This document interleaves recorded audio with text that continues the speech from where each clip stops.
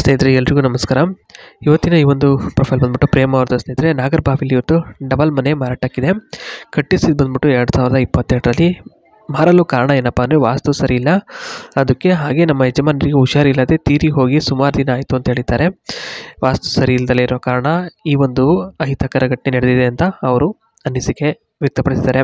ಇನ್ನು ಏನಾಗುತ್ತಿತ್ತು ಅಂತಂದರೆ ಮನೆಯಲ್ಲಿ ದಿನಾನು ಯಾರೋ ಅಳುವ ಶಬ್ದ, ಹಾಗೆ ಪಕ್ಕದಲ್ಲಿ ಬಂದು ಲಂಗದಲ್ಲಾಡಿ ಬಿಚ್ಚಿ ಸುಖ ಕೊಡುತ್ತಿದ್ದಾರೆ ಅಂತ ಭಾಸವಾಗ್ತಿತ್ತಂತ ಇಲ್ಲಿ ತಿಳಿಸ್ಕೊಟ್ಟಿದ್ದಾರೆ. ಇನ್ನು ಅಕ್ಕಪಕ್ಕದ ಮನೆ ಹಾಗೆ ಖ್ಯಾತೆ ತೆಗೆಯುವುದಕ್ಕೆ ಯಾರೂ ಇರಲ್ಲ, ನೆಮ್ಮದಿ ಜೀವನ ನಡೆಸಬಹುದು, ಬೇಕಾದ್ರೆ ನೀವು ಒಂದು ಮನೆ ತಗೊಳ್ಳಿ, ಇನ್ನೊಂದು ಮನೆಯಲ್ಲಿ ನಾವಿರ್ತೀವಿ ಅಂತ ಹೇಳಿದ್ದಾರೆ. ನೆಕ್ಸ್ಟು ಮನೆಗೆ ಒಡೆಸಿರುವ ಪೇಂಟ್ ಎಲ್ಲ ಇನ್ನೂ ಹಾಗೆ ಇದೆ, ಯಾವುದೇ ರೀತಿಯ ಒಂದು ಮೋಸ ಇರಲ್ಲ, ಹೊಸ ಮನೆ ಥರ ಇದೆ ಅಂತ ಹೇಳಿದ್ದಾರೆ. ಇನ್ನು ಕಿಚನ್ ರೂಮ್ ಬಗ್ಗೆಯಲ್ಲಿ ಅವರು ಒಂದಿಷ್ಟನ್ನು ಮಾತುಗಳನ್ನ ವ್ಯಕ್ತಪಡಿಸಿರ್ತಕ್ಕಂಥದ್ದು. ಅದರಲ್ಲಿ ಮೊದಲನೇದಾಗಿ ವಾಸ್ತು ಸರಿ ಇಲ್ಲದೆ ಇರುವ ಕಾರಣಕ್ಕೆ ಇವತ್ತು ಯಜಮಾನರನ್ನು ಕಳೆದುಕೊಂಡು ಬಹಳ ನೋವಾಗಿದೆ, ಕಷ್ಟ ಸುಖ ಇಲ್ಲದೆ ಒಂಟಿಯಾದ ಒಂದು ಬದುಕನ್ನು ನಡೆಸುವಂತಾಗಿದೆ.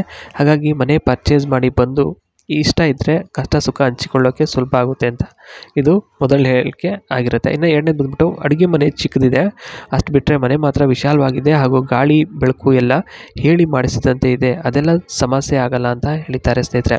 ಇನ್ನು ಮೂರನೇದು ಬಂದ್ಬಿಟ್ಟು ಮನೆಗೆ ಎಷ್ಟೆಲ್ಲ ಖರ್ಚು ಮಾಡಿ ಪೂಜೆ ಮಾಡಿಸುತ್ತೇವು ಅದೆಲ್ಲವೂ ಕೂಡ ವ್ಯರ್ಥವಾಯ್ತಲ್ಲ ಅಂತ ಅವರ ಒಂದು ನೋವನ್ನು ಈ ರೀತಿಯಾಗಿ ವ್ಯಕ್ತಪಡಿಸಿದ್ದಾರೆ ಸ್ನೇಹಿತರೆ. ಇದಿಷ್ಟು ಕಿಚನ್ ರೂಮ್ ಬಗ್ಗೆ ಒಂದಿಷ್ಟು ಮಾಹಿತಿ ಕೊಟ್ಟಿರ್ತಕ್ಕಂಥದ್ದು. ನೆಕ್ಸ್ಟ್ ಬಂದ್ಬಿಟ್ಟು ನಂಬಿಕೆ ಬಗ್ಗೆ ಹೇಳ್ಕೊಂಡಿದ್ದಾರೆ ನೋಡ್ಬೋದು.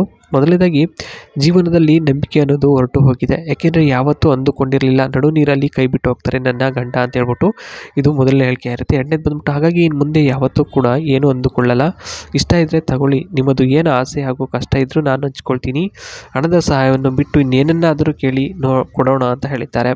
ಯಾಕೆಂದರೆ ಹಣದ ಸಹಾಯ ಮಾಡೋದಕ್ಕೆ ಇವರೇನು ದೊಡ್ಡ ಶ್ರೀಮಂತರಲ್ಲ, ಅದಕ್ಕೋಸ್ಕರ ಸೀರೆ ಉಟ್ಕೊಂಡು ಮೊದಲ ಬಾರಿಗೆ ಮಾಡಿಸಿಕೊಳ್ತೀನಿ, ಬೇಕಾದರೆ ರಾತ್ರಿ ಹೊತ್ತು ಆ ತಂಪಾದ ಒಂದು ಗಾಳಿಯಲ್ಲಿ ಕಾಚ ತೆಗೆದು ಎತ್ತಿಕೊಂಡು ಕೊಡ್ತೀನಿ ಅಂತ ಹೇಳಿದ್ದಾರೆ.